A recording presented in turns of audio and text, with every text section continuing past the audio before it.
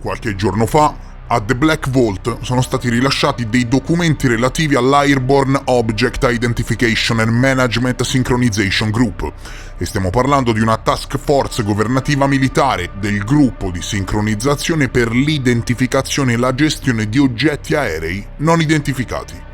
E il rilascio in sé, cari amici appassionati, fornisce intriganti approfondimenti sulla ricerca del Dipartimento della Difesa sui fenomeni aerei non identificati e su tutti i processi che circondano la creazione e l'evoluzione di gruppi dedicati a questo scopo all'interno del Pentagono. Parliamo di task force militari e di think tank governativi, non di Johnny il contattista. Chiaro? Ecco. Prima della creazione dell'attuale ufficio UFO, la precedente task force istituita dal Dipartimento della Difesa indagava e gestiva avvistamenti e incontri di fenomeni aerei non identificati, e la sua funzione principale era quella di coordinare e sincronizzare gli sforzi tra i vari dipartimenti militari e governativi per raccogliere, analizzare e condividere informazioni riguardanti gli UFO.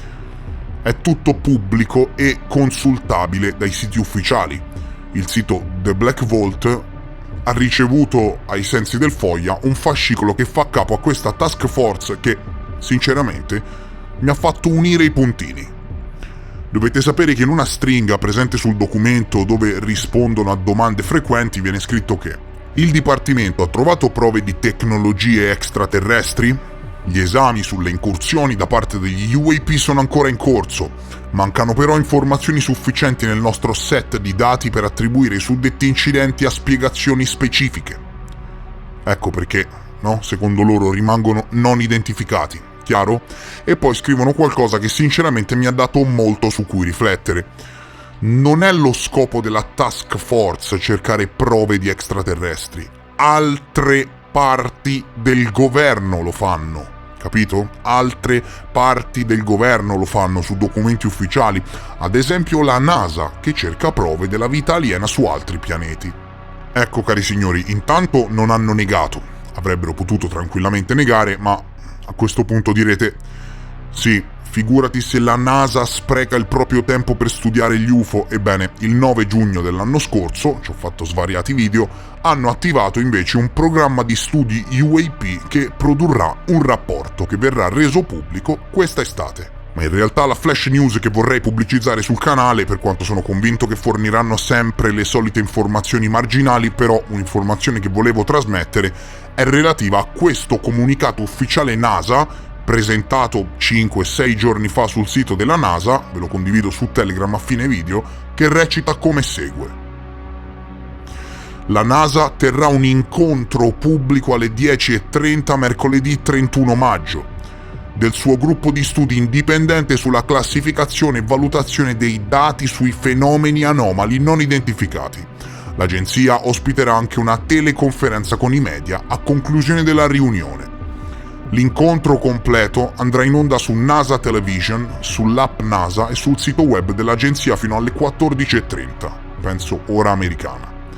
La NASA definisce UAP come osservazioni di eventi nel cielo che non possono essere identificati come aerei o fenomeni naturali noti da una prospettiva scientifica. L'obiettivo di questo incontro pubblico è tenere la delibera finale prima che il gruppo di studi indipendente dell'agenzia pubblichi un rapporto questa estate. Delineare come valutare e studiare gli UAP utilizzando i dati, la tecnologia e gli strumenti della scienza è una priorità della NASA. Capito? Lo studio degli UFO è una priorità della NASA. C'è scritto, nero su bianco. Non è una revisione o una valutazione di precedenti osservazioni non identificabili. Il rapporto informerà la NASA su quali possibili dati potrebbero essere raccolti in futuro per far luce sulla natura e, attenzione signori, sull'origine degli UAP. Quindi signori, potenzialmente parliamo proprio di una cosa grossa. Il team di studio indipendente UAP è un consiglio di 16 esperti della comunità di intelligence scientifica in diverse aree su questioni rilevanti per potenziali metodi di studio per i fenomeni anomali non identificati.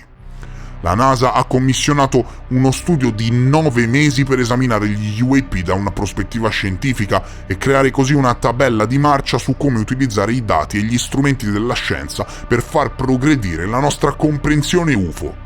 In questo momento, le limitate osservazioni di alta qualità di UAP rendono impossibile trarre conclusioni scientifiche dai dati sulla natura di tali eventi. E quindi, signori, ci sarà una conferenza stampa, un incontro, un evento live dove la NASA, per la prima volta nella storia dell'uomo, signori, andrà a trarre le conclusioni che anticipano il rapporto che uscirà quest'estate. Ovviamente, se ne varrà la pena e soprattutto se vi interessa, fatemelo sapere in un commento, mi preoccuperò di reperire e sottotitolare in italiano le parti salienti dell'evento. Sia come sia, un evento UFO proposto dalla NASA, cioè mi sembra di vivere un sogno, voglio dire. Sai come si staranno grattando i debunkers come dei capibara? Proprio quelli che dicevano: finché non leggi un comunicato ufficiale della NASA dal sito ufficiale, quello che dice sono tutte fesserie. Eccoti i comunicati ufficiali della NASA, bufu. Tutti scemi, quelli che studiano gli UFO, non è così? Sì, abbiamo visto. Vallo a dire a Thomas Zurbuchen, direttore associato della NASA. Vai, comunicati ufficiali NASA. Direi che, no, a prescindere dalle informazioni sicuramente marginali che forniranno, spero di no, ma so già cosa aspettarmi, a prescindere da questo, signori, intanto ho sempre avuto ragione, posso proprio appendere la maschera al chiodo e andare a Bali in piscina ad aspettare la fine del mondo, ok?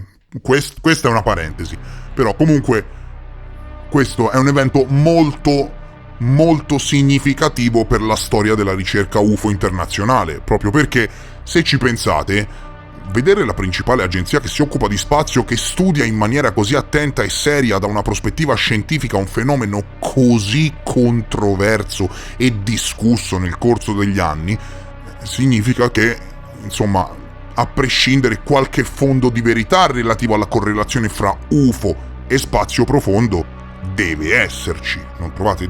Deve esserci. Prova a visualizzare. Negli ultimi 4 anni, tutti quanti, dall'intelligence delle superpotenze alla comunità scientifica, arrivando a questo apice con la NASA, si sono adoperati per promuovere trasparenza in ambito ufologico. Non che mi fidi particolarmente, non ho detto questo, attenzione, però comunque sia, diciamo così, alcune persone nell'ambito dell'intelligence e del governo americano, diciamo che ultimamente hanno cercato di approcciarsi al fenomeno in modo serio e distaccato, senza denigrare o sorridere di fronte al fenomeno, no? Vuoi che tutto questo non riesca a determinare una realtà del fenomeno? Se il fenomeno non fosse altro che il frutto di veicoli militari avanzati, stai sereno che non metterebbero in piedi uno studio NASA per capire di che cosa si tratta, perché costa milioni e perché significherebbe studiare e divulgare progetti top secret dello stesso governo americano. È un controsenso, no? Vi immaginate se facessero durante l'evento la fatidica rivelazione? Vi anticipo già che non sarà niente di eclatante, anzi, persone come me si arrabbieranno tantissimo, lo so già, ma per chi volesse seguirlo può sintonizzarsi tranquillamente sui canali NASA a partire dalle 10:30 del 31 maggio 2023. Altrimenti aspettate che condivida sul canale le parti salienti tradotte tranquillamente e comodamente in italiano e, se volete, mentre aspettate, se non sapete proprio cosa fare, potete sempre offendere qualche debunker, così a caso. In questo altro comunicato della NASA sugli UFO, signori, questa volta risalente al 21 ottobre 2022, in cui annunciano tutti i membri del team, ne parlano in questo modo. Il team di studio indipendente getterà le basi per futuri studi sulla natura degli UAP per la NASA e altre organizzazioni. Per fare ciò, il team identificherà in che modo i dati raccolti da entità governative civili, dati commerciali e dati da altre fonti possono essere potenzialmente analizzati per far luce sugli UAP e raccomanderà quindi una tabella di marcia futura per la potenziale analisi dei dati UAP da parte dell'agenzia in futuro. Lo studio si concentrerà esclusivamente su dati non classificati. Tra poco ne parliamo. Un rapporto completo contenente i risultati del team sarà rilasciato al pubblico a metà del 2023. Esplorare l'ignoto nello spazio e nell'atmosfera è al centro di ciò che siamo alla NASA, ha affermato Thomas Zurbuchen, amministratore associato della direzione della missione scientifica presso il quartier generale della NASA a Washington. Comprendere i dati che abbiamo sui fenomeni anomali non identificati è fondamentale per aiutarci a trarre conclusioni scientifiche su ciò che sta accadendo nei nostri cieli. Quindi qualcosa sta accadendo. I dati sono il linguaggio degli scienziati e rendono spiegabile l'inspiegabile. Che saluto. Fenomeni anomali non identificati sono di interesse sia per la sicurezza nazionale che per la sicurezza aerea e lo studio si allinea con uno degli obiettivi della NASA per garantire la sicurezza degli aerei. Senza l'accesso a una vasta serie di dati è quasi impossibile verificare o spiegare qualsiasi osservazione, quindi l'obiettivo dello studio è informare la NASA su quali possibili dati potrebbero essere raccolti in futuro per discernere scientificamente la natura degli UAP. Ecco, vorrei cogliere questo comunicato per parlare di questo. Qualsiasi cosa verrà fuori, dovete tenere di conto il fatto che lo studio si baserà su dati non classificati, ok? E questo è controverso, non trovi? Perché altrimenti di conseguenza non potrebbe essere non classificato il rapporto stesso. Sto dicendo che secondo il mio punto di vista è superfluo basare conclusioni solo su ciò che non è top secret, perché magari ci potrebbero essere dati classificati assoluti che ribaltano decisamente le conclusioni degli scienziati, non trovi? E quindi, che cosa dobbiamo aspettarci da questo nuovo rapporto? Cosa dobbiamo aspettarci dalla conferenza? E perché si parla sempre e solo di dati non classificati? Voglio dire, è abbastanza imparziale questo studio? Tutti questi dati che sono saltati e salteranno fuori, se non sono basati anche sui dati che vengono omessi dalle istituzioni militari, quanto valgono? E perché sono 80 anni che si dibatte ad altissimi livelli in merito all'origine di questi strani e sconosciuti oggetti volanti? Tu che ne pensi? Che idea ti sei fatto? Cosa dobbiamo aspettarci? Fammelo sapere in un commento. Per oggi è tutto. Mi raccomando, se hai apprezzato l'aggiornamento fammelo capire con un like e se sei nuovo e ti interessi ai temi che affronto, iscriviti al canale. Io vi abbraccio forte e noi ci vediamo presto, molto presto, nel prossimo episodio. Addio!